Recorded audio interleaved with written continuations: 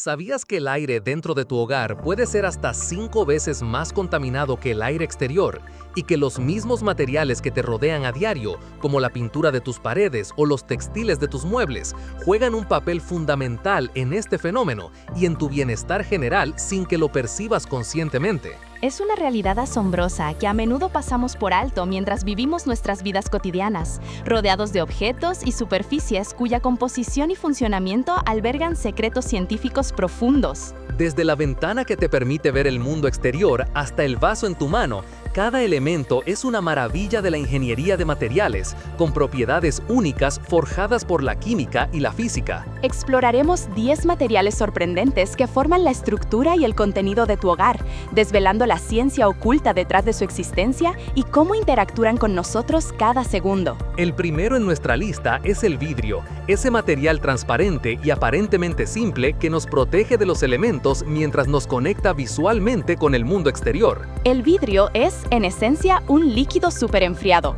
una definición que desafía nuestra percepción común de los sólidos rígidos que conocemos. Está compuesto principalmente por dióxido de silicio, que es arena de playa, fundida a temperaturas extremadamente elevadas, generalmente superiores a 1700 grados Celsius. Cuando esta mezcla fundida se enfría rápidamente, sus átomos no tienen tiempo suficiente para organizarse en una estructura cristalina regular, característica de la mayoría de los sólidos. En cambio, se solidifica en un estado amorfo, lo que le confiere su transparencia distintiva y su resistencia a la fractura cuando se somete a ciertos tipos de estrés. Esta estructura desordenada permite que la luz visible pase a través de él sin ser dispersada significativamente, de ahí su claridad. Además de su principal componente, el dióxido de silicio, se le añaden otros óxidos como el óxido de sodio y el óxido de calcio para reducir su punto de fusión y facilitar su manipulación. Imaginen una fábrica de vidrio, donde la arena se transforma en un flujo incandescente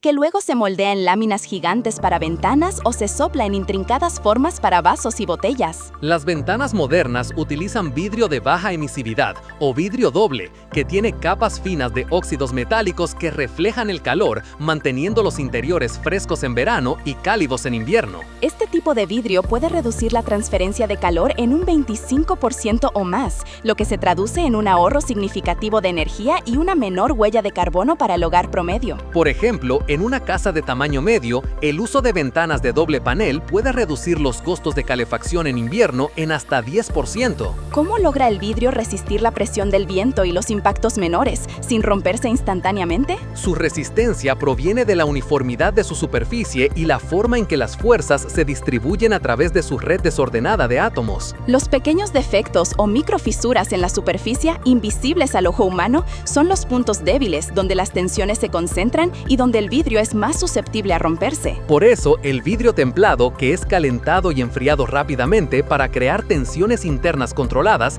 es mucho más resistente y seguro, ya que se fragmenta en pequeños trozos no cortantes. Pasemos ahora al plástico, un material omnipresente en cada rincón de nuestro hogar, desde los envases de alimentos hasta los juguetes de los niños y las tuberías que nos abastecen de agua. El plástico es un polímero, una sustancia compuesta por moléculas grandes formadas por la unión repetitiva de unidades más pequeñas llamadas monómeros. Uno de los plásticos más comunes en nuestros hogares es el polietileno, utilizado en bolsas de supermercado y botellas de leche, que se crea a partir de la polimerización del etileno. Este proceso implica que miles de moléculas de etileno, un hidrocarburo simple, se unen para formar cadenas larguísimas, dando origen a un material con propiedades increíblemente versátiles. La ciencia detrás de su flexibilidad y resistencia reside en cómo estas cadenas poliméricas se entrelazan y la fuerza de las uniones entre ellas. Existen diferentes tipos de polietileno. El polietileno de baja densidad es suave y flexible, ideal para bolsas y envoltorios,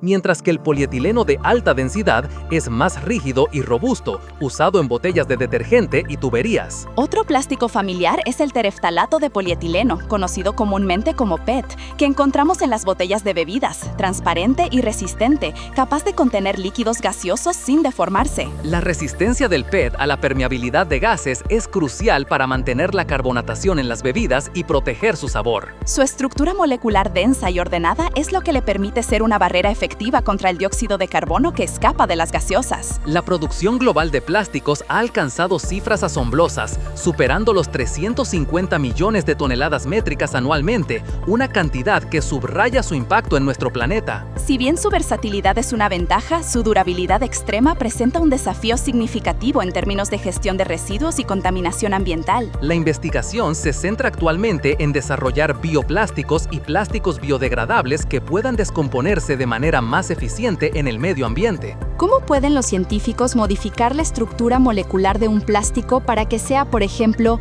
más resistente al calor o más transparente?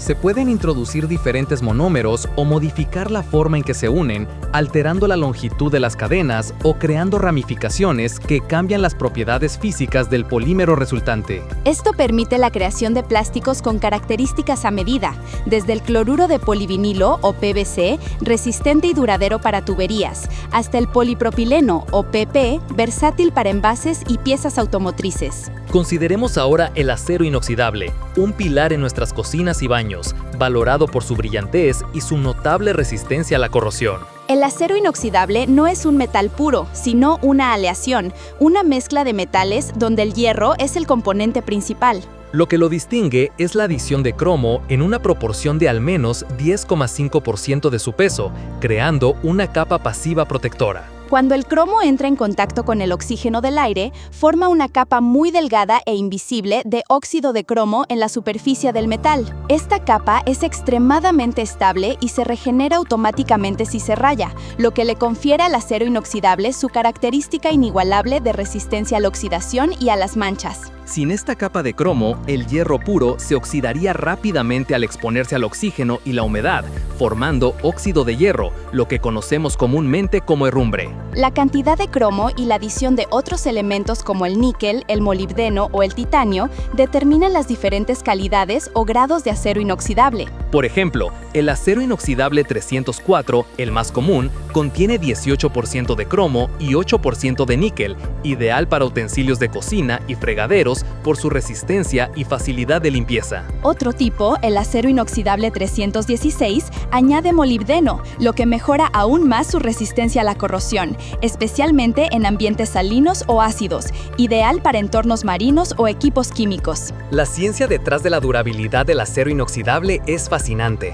Esta capa pasiva es una barrera física y química que impide que el oxígeno llegue al hierro subyacente. Imaginen una armadura microscópica, continuamente reparándose a sí misma, protegiendo el metal de los ataques químicos de los alimentos ácidos o de la humedad constante. ¿De qué manera la temperatura alta o la exposición prolongada a ciertos químicos afectan la capa pasiva del acero inoxidable, si es que lo hacen? Temperaturas excesivamente altas pueden dañar la capa pasiva, mientras que ciertos ácidos muy fuertes pueden perforarla, pero en condiciones domésticas normales, esta capa es extremadamente robusta. Hablemos ahora de la cerámica, un material milenario que adorna nuestros hogares en forma de azulejos, vajillas y sanitarios, y que es un testamento a la durabilidad y belleza formadas por el fuego. La cerámica se fabrica a partir de materiales inorgánicos no metálicos, principalmente arcillas, que son silicatos de aluminio hidratados mezclados con agua y otros aditivos. Estos materiales se moldean y luego se someten a un proceso de cocción a temperaturas extremadamente altas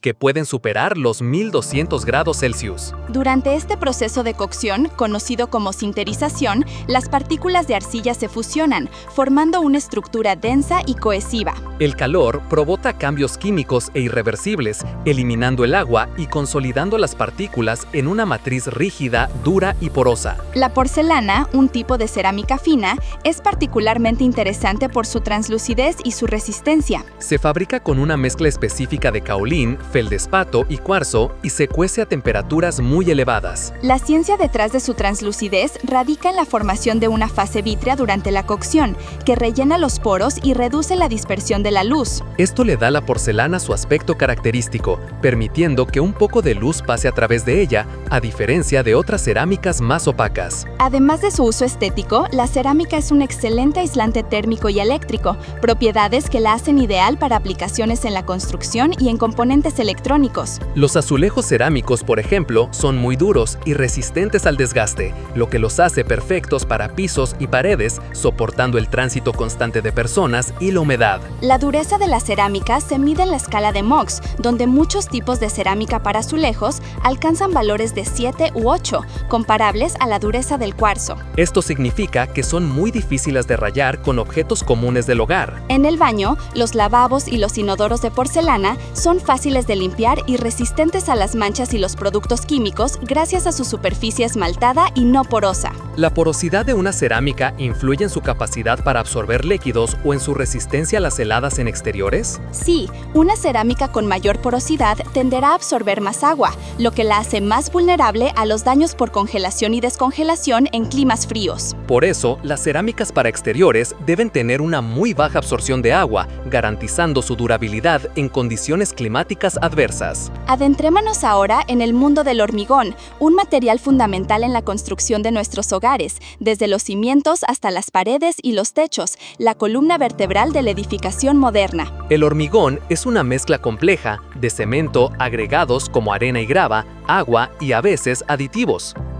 La magia del hormigón radica en el proceso de fraguado y endurecimiento, una serie de reacciones químicas entre el cemento y el agua. Cuando el cemento, principalmente una mezcla de silicatos de calcio y aluminatos, se mezcla con agua, se produce una reacción llamada hidratación. Durante la hidratación, se forman cristales microscópicos que se entrelazan y se adhieren a las partículas de arena y grava, creando una matriz sólida y resistente. Esta reacción es exotérmica, lo que significa que libera calor, un factor importante a considerar en la construcción de grandes estructuras para evitar el agrietamiento por diferencias de temperatura. La proporción de agua y cemento es crucial para la resistencia final del hormigón. Menos agua resulta en un hormigón más fuerte, pero más difícil de trabajar. La resistencia a la compresión del hormigón puede variar ampliamente, desde aproximadamente 10 megapascales para usos no estructurales hasta más de 70 megapascales para estructuras de alto rendimiento. Un megapascal es una unidad de presión equivalente a 1.000.000 de pascales, que representa una fuerza considerable sobre una superficie. La piedra natural más dura, como el granito, puede tener una resistencia a la compresión de 200 megapascales, pero el hormigón es más versátil y económico para construir a gran escala. El hormigón es inmensamente popular por su durabilidad, resistencia al fuego y su capacidad para ser moldeado en casi cualquier forma. La adición de barras de acero en su interior, conocido como hormigón armado, aumenta drásticamente su resistencia a la tracción, que es la capacidad de resistir fuerzas que intentan estirarlo. Imaginen un edificio alto, donde las columnas y vigas de hormigón armado soportan un peso tremendo, distribuyendo las cargas de manera eficiente y segura. Aproximadamente el 70% del hormigón utilizado en la construcción de una casa típica se destina a la cimentación y losas de piso. ¿Qué importancia tiene el curado del hormigón y cómo afecta su resistencia final?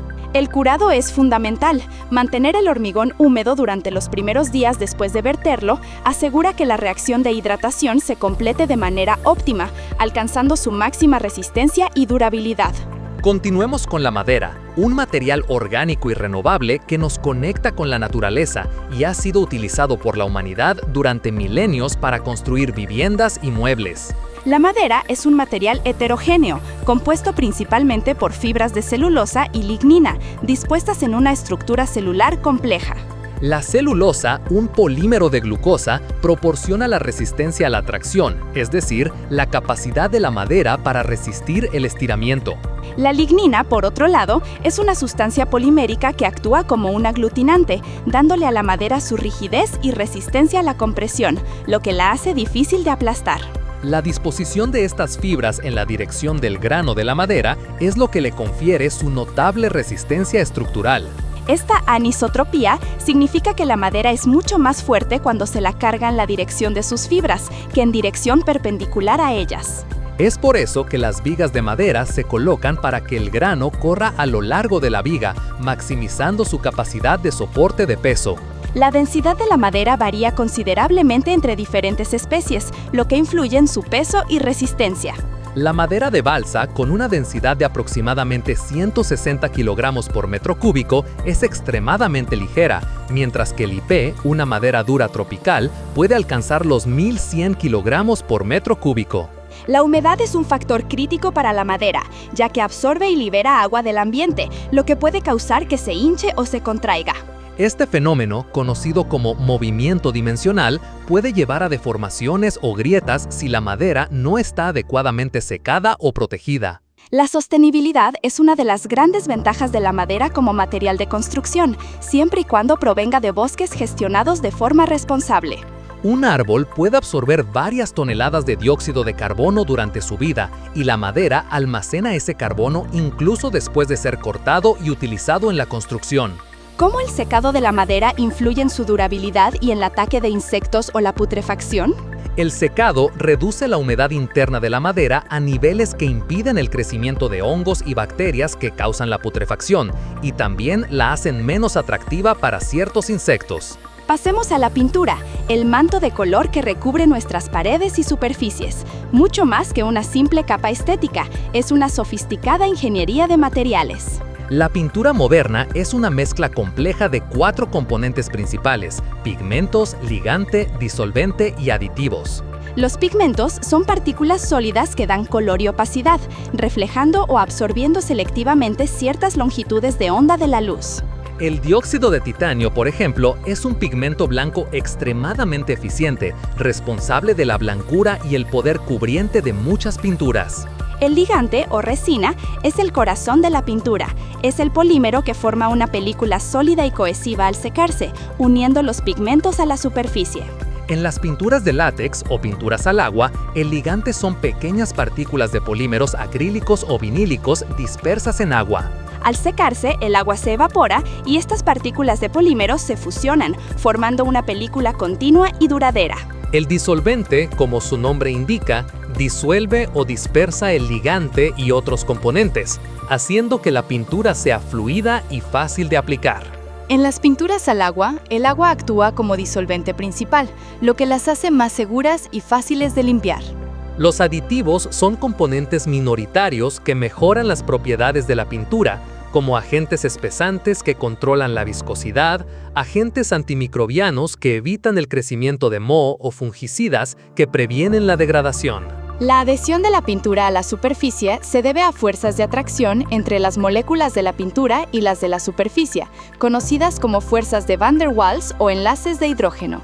Una buena preparación de la superficie, limpiándola y lijándola, permite una mejor adhesión, asegurando que la pintura dure más tiempo y no se pele. ¿Por qué algunas pinturas son más resistentes al lavado o al desgaste que otras, incluso si son del mismo tipo? Esto se debe a la calidad y cantidad del ligante, así como al tamaño y tipo de partículas de pigmento. Un ligante de mayor calidad formará una película más robusta y resistente. El aluminio es nuestro siguiente material, ligero y brillante, protagonista en latas de bebidas, papel de aluminio y marcos de ventanas. Es el tercer elemento más abundante en la corteza terrestre, después del oxígeno y el silicio, pero no se encuentra en su estado puro. Se obtiene principalmente de la bauxita, un mineral que se refina para producir alúmina y luego se somete a un proceso electrolítico llamado proceso Hall-Hérold. Este proceso, que requiere una cantidad significativa de energía eléctrica, separa el aluminio puro del oxígeno. La ligereza del aluminio es una de sus propiedades más notables, con una densidad de aproximadamente 2.700 kilogramos por metro cúbico, lo que es alrededor de un tercio de la densidad del acero. Esta ligereza lo hace ideal para aplicaciones donde el peso es crítico, como en el transporte, pero también en la construcción de elementos estructurales ligeros en el hogar. Su excelente conductividad térmica y eléctrica también lo hacen valioso en el hogar, siendo utilizado en cables eléctricos o disipadores de calor para componentes electrónicos. Al igual que el acero inoxidable, el aluminio forma una capa protectora de óxido en su superficie cuando se expone al aire, pero en este caso es óxido de aluminio. Esta capa es extremadamente delgada y pasivante, lo que significa que es densa y adherente, protegiendo al metal subyacente de una mayor corrosión. Es lo que le da al aluminio su resistencia inherente a la oxidación y su durabilidad en ambientes húmedos. La reciclabilidad del aluminio es otro de sus grandes atributos ambientales. Aproximadamente el 75% de todo el aluminio producido históricamente todavía está en uso hoy en día. Reciclar aluminio requiere solo alrededor del 5% de la energía necesaria para producir aluminio primario a partir de la bauxita. Esto lo convierte en un material estrella de la economía circular, minimizando el impacto ambiental de su producción y uso. El proceso de anodizado en el aluminio mejora solo su estética o también sus propiedades funcionales. El anodizado mejora tanto la estética, permitiendo colorear el aluminio de diversas formas, como sus propiedades funcionales, engrosando y endureciendo la capa protectora de óxido, lo que aumenta su resistencia a la corrosión y al desgaste. Hablemos ahora del caucho, o goma, presente en sellos, guantes, suelas de zapatos y muchos componentes elásticos de nuestro hogar. El caucho natural se obtiene del látex, una savia lechosa producida por el árbol del caucho, científicamente conocido como Hevea brasiliensis. El látex es una suspensión de partículas de poliisopreno, un polímero de la molécula de isopreno. Originalmente, el caucho natural es pegajoso, blando con el calor y quebradizo con el frío, limitando su utilidad.